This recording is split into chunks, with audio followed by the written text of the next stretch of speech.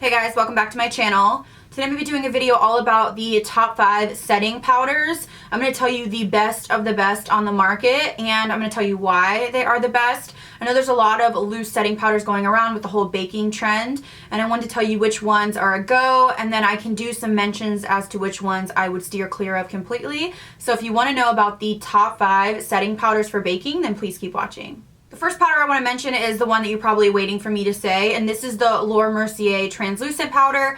This is really a great powder. I know everyone talks about it. There's a reason that people are talking about it. This is great for setting all over your face or baking under the eye. It is yellow toned and it will lighten and brighten just a little bit depending on your skin tone. Obviously, if you're more tan or deeper skin tone, it's going to give you that brightness. If you're fair or light, it'll give you a little bit of brightness, but it's not going to really make your under eye super light or white. It's not going to highlight so much as set. So the way I like to use this is putting it under my eyes to bake, obviously to bake the sides of my nose, to slim my nose, but this is also one of my favorites as far as setting your entire face. So what I will typically do is use my damp beauty blender and I will stipple it into the skin, and that's going to make your makeup last a lot longer. So for me, I would say this is great for under the eyes. I have some others that I like a little bit better, but this one is amazing for stippling and setting your whole face as well. So this is a multifunctional powder. It is pricey, but it does last quite a while, and I found that not every day are you baking heavily where you're using a ton of product, at least I'm not, so you can get away with stretching this out a little bit longer. The next powder I want to talk about, again from Mercier, is her Secret Brightening Powder.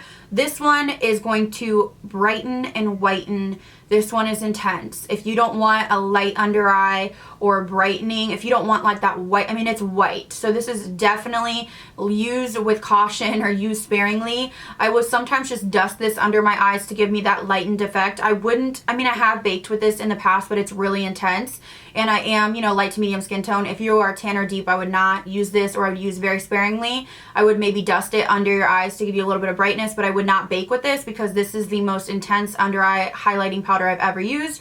But it is finely milled and it does look nice. It doesn't settle into your pores or make you look weird or dry, in my opinion. So I would suggest this if you feel like you're fair or you're light and you don't feel like you can get that bright highlighted look under your eyes. Definitely check this one out. The next powder I want to talk about here, no one talking about, and I love it so much. I've actually been through 2 of them so far, and this is the Natasha Denona HD Invisible Powder. This is so good. I just feel like it's just so natural. This one is not going to give you that big highlighted effect. It's going to give you more of that natural finish. Again, reminds me of the Mercier Translucent, but a little bit more skin colored. I have the light to medium, but they also have another shade. It's like deep dark. So they have 2 different shades. Obviously, you're going to go for what is your skin tone. This one is not going to give you brightening effects. So this is just going to set your makeup. So the way that the Mercier Translucent does, I use this with a damp beauty blender and stamp all over my face. It doesn't cause a flashback, and it just sets your makeup so beautifully and makes sure that it lasts all day. This is an amazing product. Like I said, I've purchased it a couple times and I love it. This is a brand new one because I ran out of my other one, and I feel like people should be talking about it because it's a great setting powder for baking or setting. So if you haven't tried this, I would definitely recommend giving it a try. The next powder that is newer and I fell in love with it and everyone's been talking about it is the Perfect Setting Powder from CoverFX. This is a great powder. Very similar to the Mercier, maybe a little bit lighter, a little bit more brightening, but this is perfect for baking. I would say this is probably my top pick for baking, that or the Natasha Denona. The only difference is this one is a little bit lighter. It gives me a little bit more brightness than the Natasha Denona one, but this one is great for all over the face. I will say it is pretty light. I think they do have 2 shades in this one as well.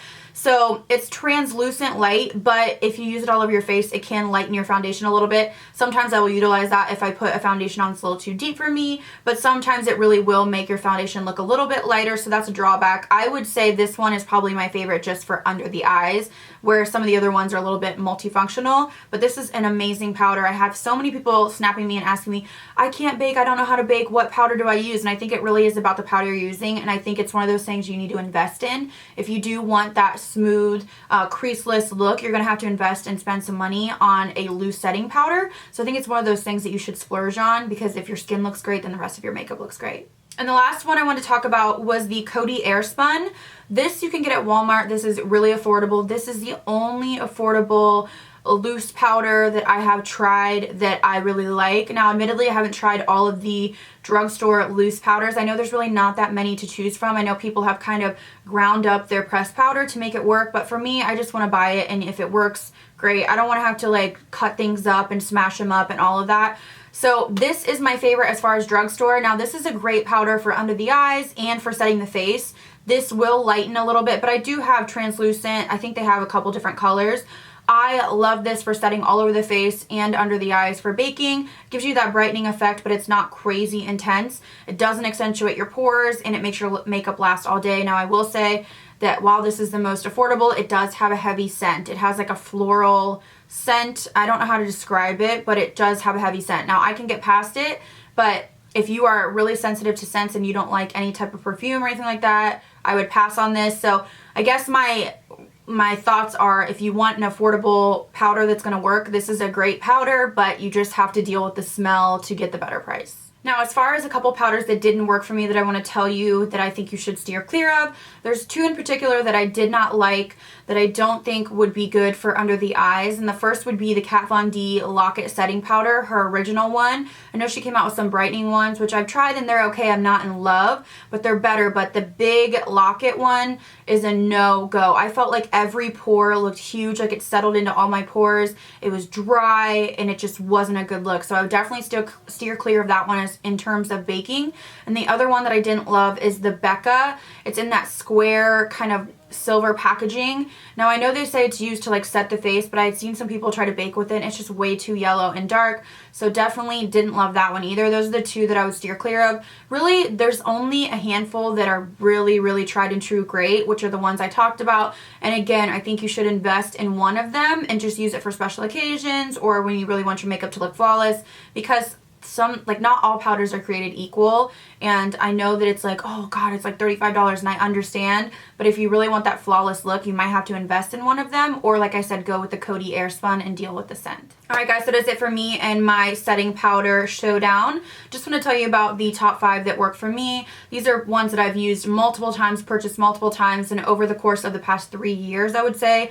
These are my top dogs. I've used them for months, years. These are not something I tried 2 times and thought I liked. These are great, tried and true products. So I really suggest, if you want to get onto the baking trend or you're having issues with powder getting creasy under your eyes or just looking cakey or dry, definitely try these powders out. Let me know down below what your favorite setting powder is, and let me know if you want me to do more videos like the top 5 foundations or top 5 blushes or whatever you want me to do. Let me know down below. Thank you guys so much for watching. I'll see you in the next video.